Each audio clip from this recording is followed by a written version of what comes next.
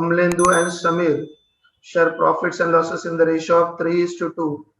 So Amlendu and Samir are the old partners and 3:2. This is their old profit sharing ratio. Old profit sharing ratio. Balance sheet दिया हुआ है. Below the balance sheet, on 1st April 2017, they admitted Paresh into the partnership firm. So Amlendu and Samir are old partners. Paresh is an incoming partner. So new partners will be Amlendu, Samir and Paresh. Date of admission is 1st April 2017. So if it is a question based on journal entries, तो सारे journal entries में हमारा तारीख जो होगा, date होगा वो कौन सा होगा? 1st April 2017. That is the date of admission.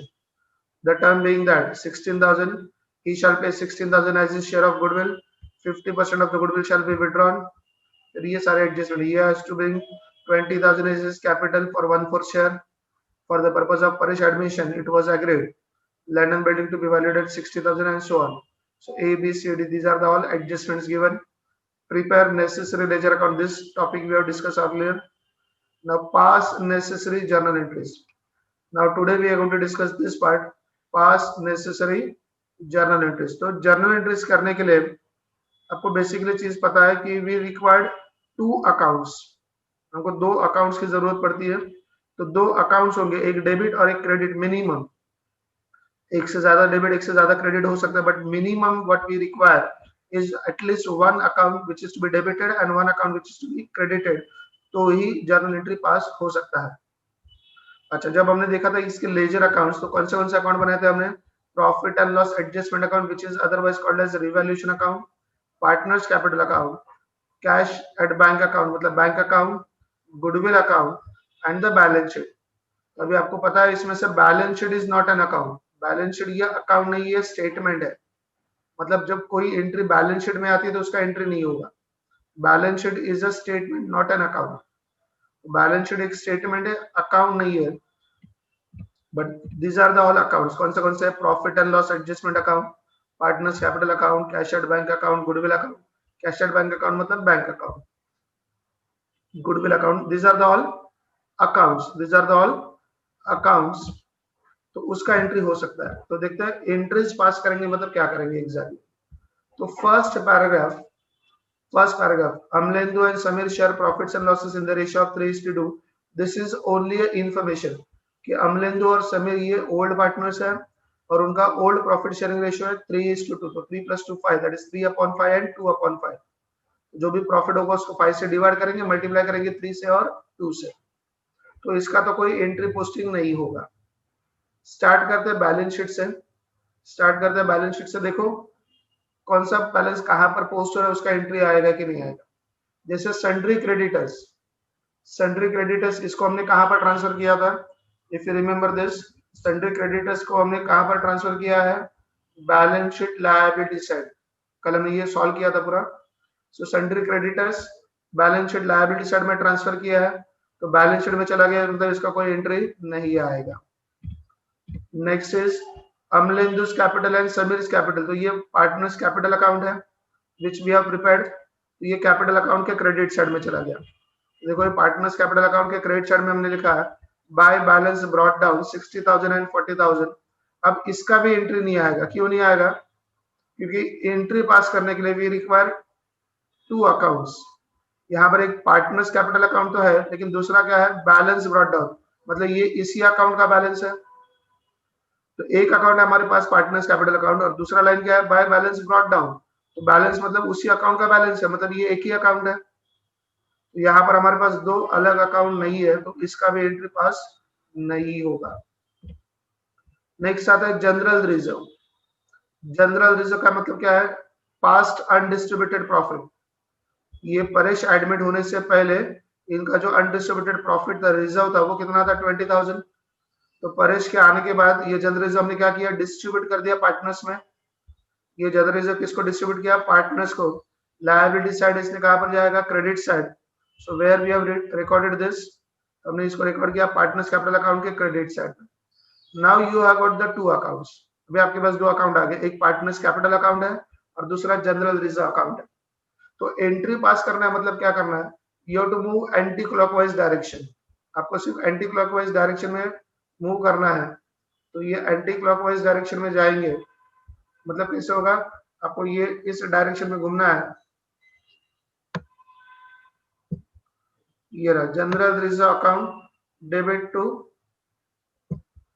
Partners capital. तो हमारा एंट्री क्या बनेगा, general reserve account debit to partners capital. कौन से पार्टनर्स, अमलेंदु एंड समीर।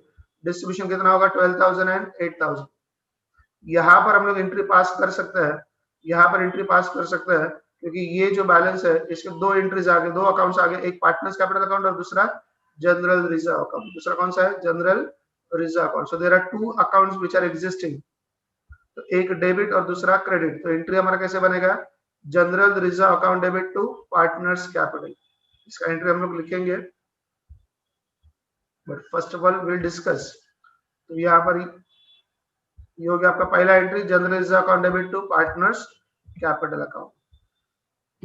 फिर आता है नेक्स्ट पार्ट में, यहाँ पर आपका लायबिलिटी साइड होगी। देखो लायबिलिटी साइड में से क्रेडिटर्स ट्रांसफर हुआ था बैलेंस शीट में, उसका एंट्री नहीं आएगा।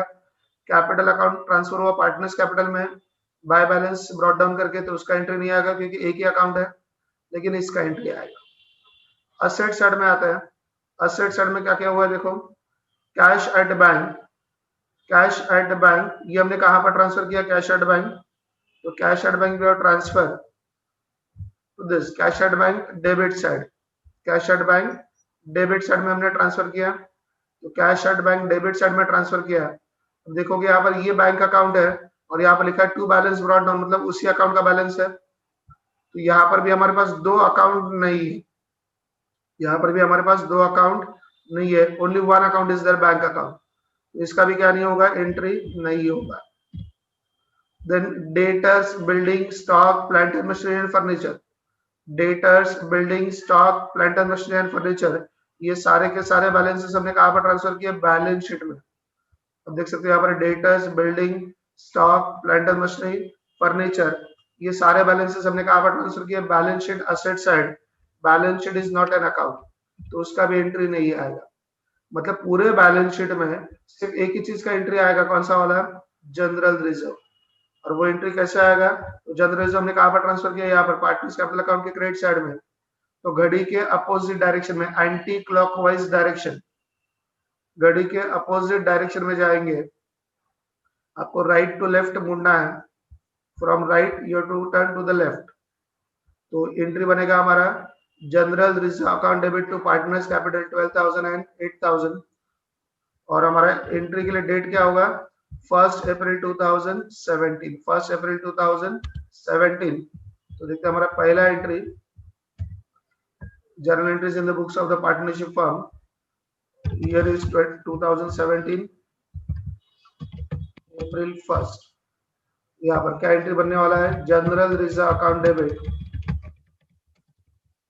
बनने वाला है जनरल रिजर्व अकाउंट डेबिट, कितना था ये, 20,000 पार्टनर्स को डिस्ट्रीब्यूट होने वाला है अमलेंदुस capital account.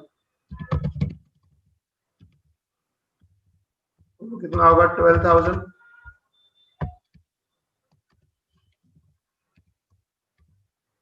To Sameer's capital account, Sameer's capital account कितना यहाँ पर 8,000 being general reserve distributed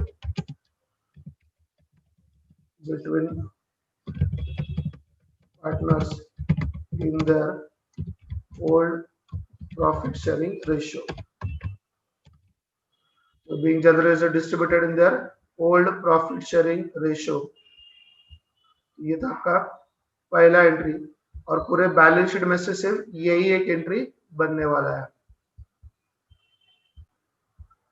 Now the adjustment, on 1st April 2017 they admitted Paresh into the partnership, the term being that he shall pay 16,000 as his share of goodwill।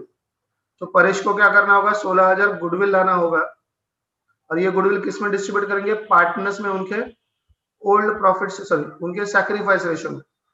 But जिस question में sacrifice ratio हमको calculate करना है, उस question में अगर new profit sharing ratio अगर separately नहीं दिया है, हमारा गोल्डन रूल है sacrifice ratio is equal to old ratio, 50% of amount of goodwill shall be withdrawn by the old partners. तो ये गुडविल से रिलेटेड सारी चीजें हमने उस लेजर अकाउंट क्वेश्चन में डिस्कस की थी, अगर आपको याद है तो। ये स्क्रीन था हमारा, गुडविल पहले लाया है, फिर गुडविल डिस्ट्रीब्यूट किया कौन से रेशियो में, सैक्रिफाइस रेशियो में। सैक्रिफाइस रेशियो इस क्वेश्चन में कौन सा है, is equal to old ratio हमने देखा था, 16,000 को डिवाइड किया था 5 से, आंसर वाज 3,200, मल्टीप्लाई किया उसके बाद एंड देन विड्रॉ किया। तो पहले जो एंट्रीज है, पहले तो मैं एंट्रीज लिख रहा हूँ, what are the entries first of all, फिर अमाउंट देखेंगे। तो इनकमिंग पार्टनर मतलब परेश, जो नया पार्टनर है परेश, उसने कितना गुडविल लाया है 16,000। तो उसके लिए कौन से दो एंट्रीज होते हैं, पहले basically there are two entries, goodwill brought in cash का एंट्री होता है यहाँ पर, bank account debit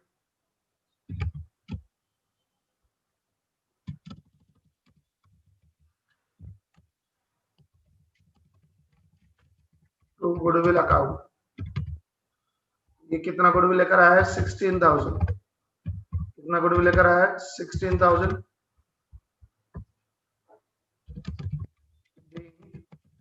goodwill brought in by Paresh. तो नया पार्टनर जो वो गुडविल लेकर आया बिजनेस में, नया पार्टनर गुडविल लेकर आया बिजनेस में, और ये गुडविल डिस्ट्रीब्यूट करना होगा। गुडविल को डिस्ट्रीब्यूट करते हैं कौन से रेशियो में, सैक्रिफाइस रेशियो में। Goodwill account debit, goodwill account debit to partners capital. कौन कौन है, अमलेंदु, अमलेंदुस कैपिटल अकाउंट, और दूसरा है Sameer, Sameer capital account.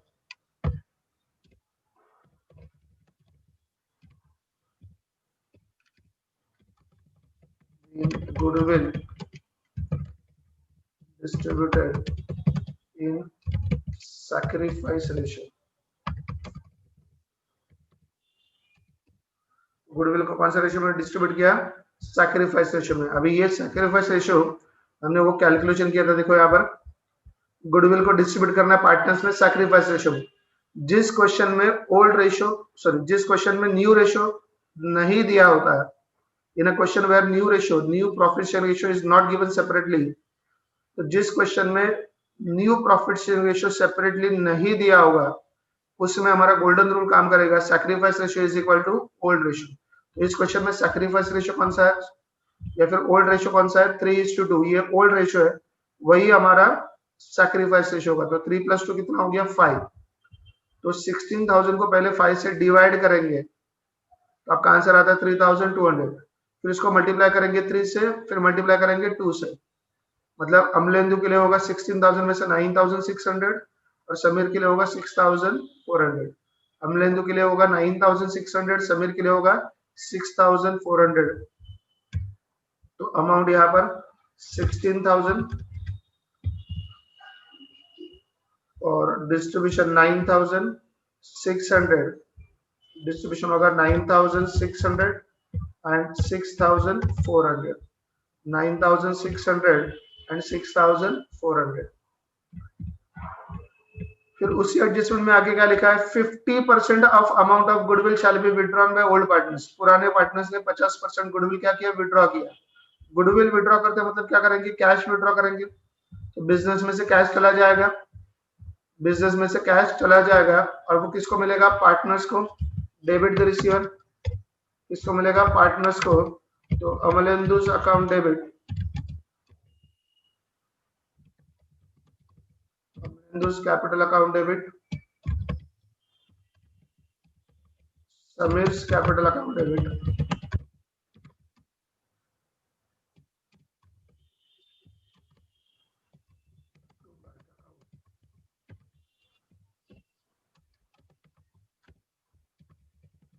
Being 50% of the amount of goodwill drawn by the old partners कितना विड्रॉ किया? 50% विड्रॉ किया है। अभी 50% कैलकुलेट कैसे करोगे? तो यहाँ पर 16,000 का 50% that comes to 8,000, that comes to 8,000, और यहाँ पर 9,600 है, 9,600 उसका होगा 4,800, 6,400 उसका कितना होगा? 3,200। वो हमने यहाँ पर कैलकुलेट भी किया था। 4,800, 3,200, 50%, 9,600 का 50%, 4,800, 6,400 का half 50%, 3,200, so 4,800 and 3,200।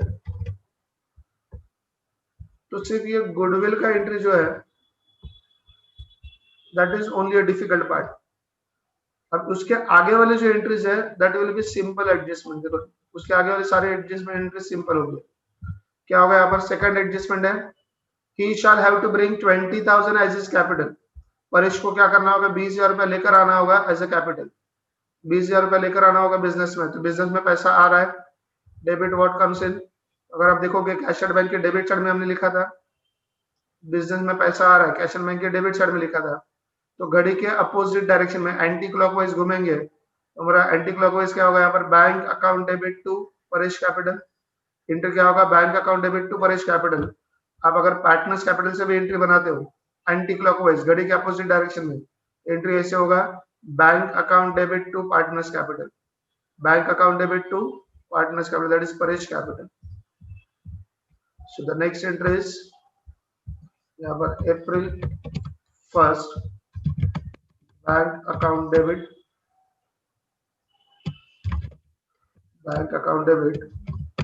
To Paresh capital. कितना पैसा ला रहा है? 20,000।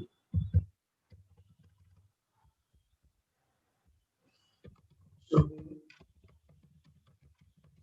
capital brought in by Paresh for 1/4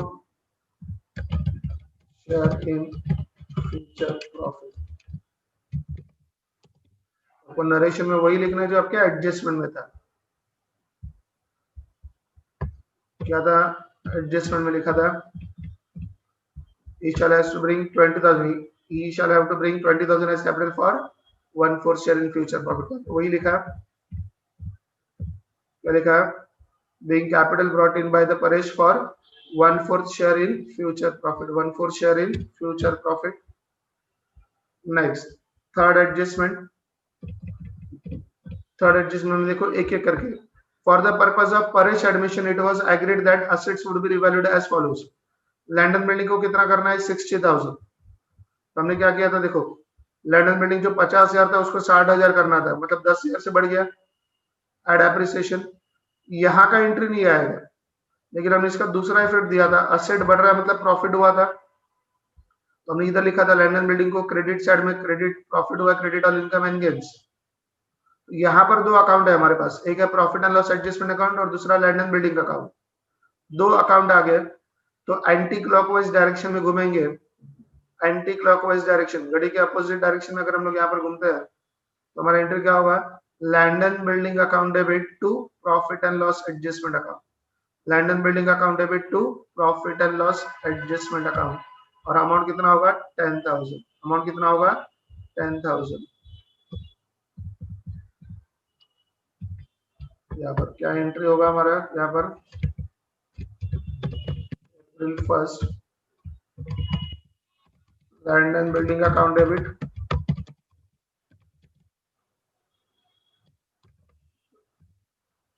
कितना अमाउंट है? 10,000। Land and building account debit 10,000 to profit and loss adjustment account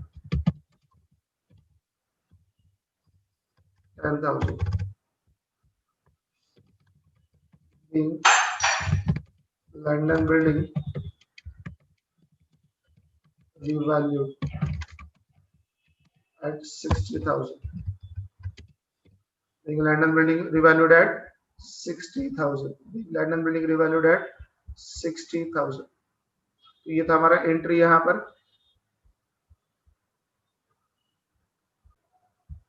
next third B, plant and machinery is to be valued at 16,000। Plant and machinery is to be valued at 16,000। तो क्या किया था हमने यहाँ पर, plant and machinery जो 20,000 का था उसका 16,000 हुआ, मतलब 4,000 डेप्रिसिएशन हुआ, लेस फ्रॉम असेट्स। और दूसरा इफेक्ट कहाँ पर था, प्रॉफिट एंड लॉस एडजस्टमेंट के डेबिट साइड में। तो घड़ी की अपोजिट डायरेक्शन में एंट्री होगा, profit and loss adjustment account debit to plant and machinery 4,000। Profit and loss adjustment account debit to plant and machinery, that will be the entry.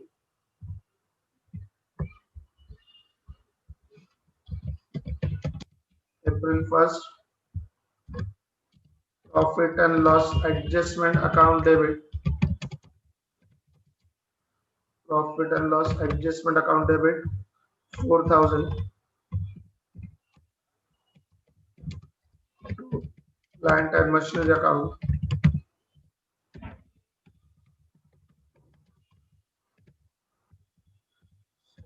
$4,000 being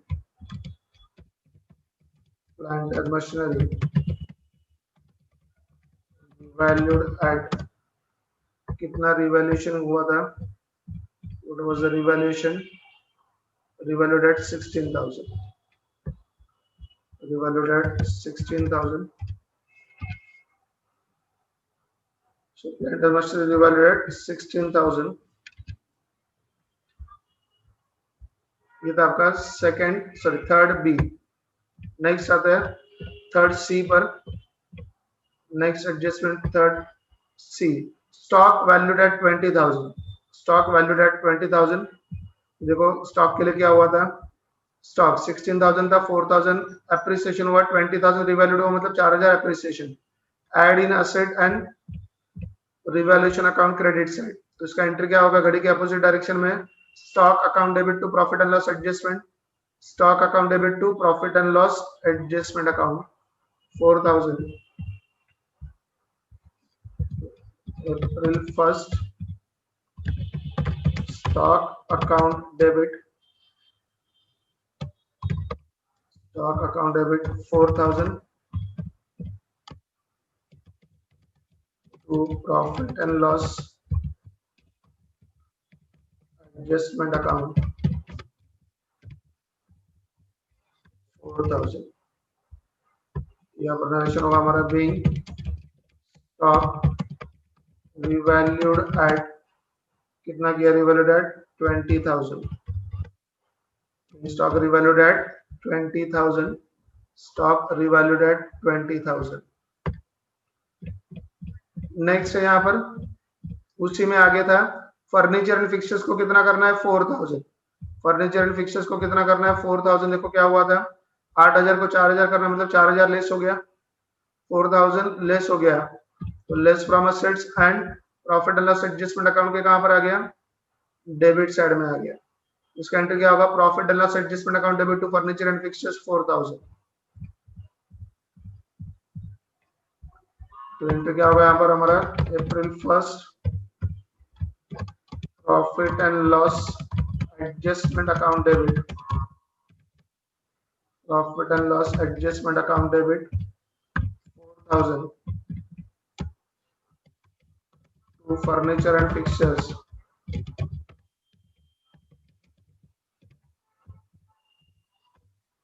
4,000 in furniture and fixtures valued at 4,000. So the furniture and fixtures revalued at 4,000। अगर आप देखोगे यहाँ पर तो ये दो entry को आप कंबाइन कर सकते हो, ये भी profit and loss adjustment to plant and machinery, ये भी profit and loss adjustment to furniture है, दोनों का कंबाइन करना है तो profit and loss adjustment account debit to plant and machinery to furniture. वैसे ये स्टॉक और ये लैंड एंड बिल्डिंग, इन दोनों का कंबाइन कर सकते हैं, आप कंबाइन कर सकते हो। देखो मैं बार बार क्या बोल रहा हूँ, आप कंबाइन कर सकते हो, लेकिन आप नहीं कंबाइन करोगे तो ज्यादा बेहतर होगा, क्योंकि आपका इंडिविजुअल एंट्री तो एटलीस्ट सही होगा। अगर आप कंबाइन करते हो और समझो कोई इसमें से एक पार्ट गलत है आपका पूरा एंट्री गलत हो जाएगा। आप इस स्टॉक को और इस लैंड एंड बिल्डिंग को कंबाइन कर सकते थे। एंट्री होता था आपका land and building account debit, stock account debit to profit and loss adjustment. वैसे इस प्लांट एंड मशीनरी और फर्नीचर को कंबाइन कर सकते थे। आपका एंट्री होता है profit and loss adjustment account debit to plant and machinery to furniture and fixtures. लेकिन कोशिश करो मैक्सिमम कि आप सेपरेट एंट्रीज पास करोगे, so that you will definitely get good marks. Combine होने पर कभी कभी हो सकता है कि आपका कोई एक एंट्री गलत हो जाए तो आपका पूरा मार्क्स चला जाएगा। D and the last adjustment, a provision of 5% on debtors would be made for doubtful debts. इसका हमने क्या किया था, डेटर्स में से लेस किया था आरडीडी 1200 और दूसरा इफेक्ट कहां पर दिया था, profit and loss adjustment account के डेबिट साइड में टू आरडीडी अकाउंट 1200। तो घड़ी के अपोजिट डायरेक्शन में क्या एंट्री होगा, profit and loss adjustment account debit to RDD, profit and loss adjustment account debit to RDD April 1st, profit and loss adjustment account debit, profit and loss adjustment account debit 1200 to RDD,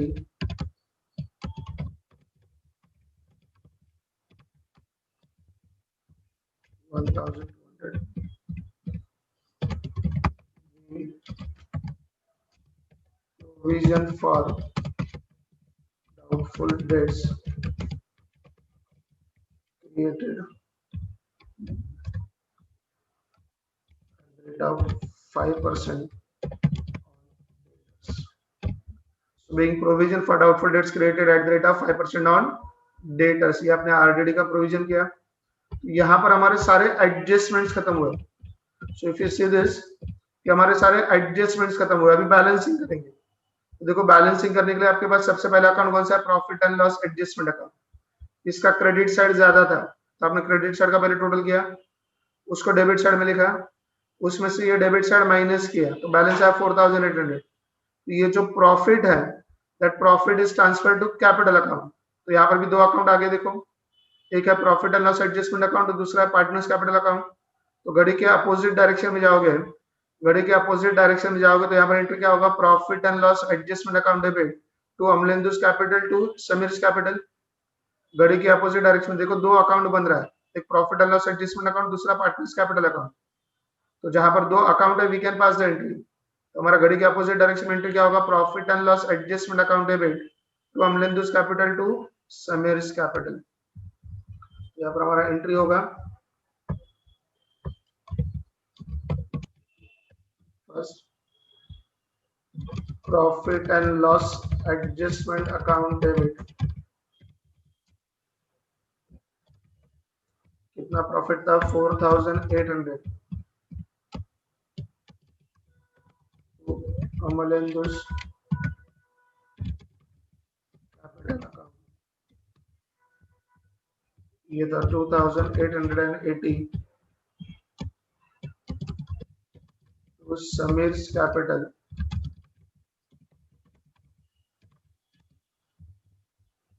ये था 1920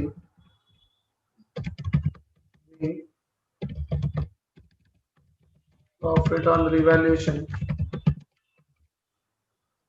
transfer to or distributed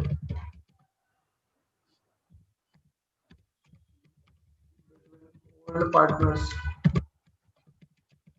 in their old profit sharing ratio, being profit on revaluation distributed between old partners in their old profit sharing ratio।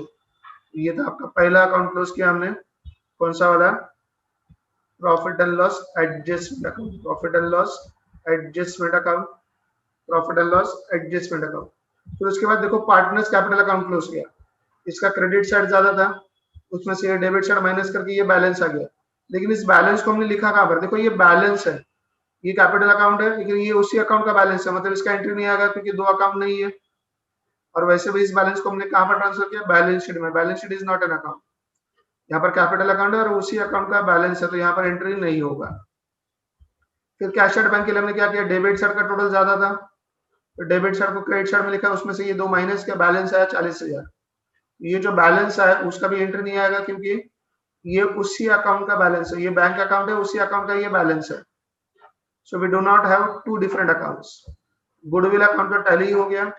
And finally balance sheet itself is not an account, उसका तो कोई entry आएगा नहीं, वो तो tally हो गया.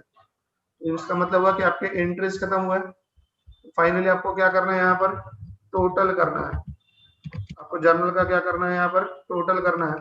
सो you have to take the total for the ledger, और फिर आपका आंसर यहाँ पर खत्म हो जाएगा. So you have to take only the total, और आपका डेबिट और क्रेडिट का टोटल तो सेम ही आएगा, क्योंकि जितना डेबिट में लिखते हो उतना ही आपका क्या होगा, क्रेडिट होगा. So you have to take the total here and your answer will get over. Hope you understood this.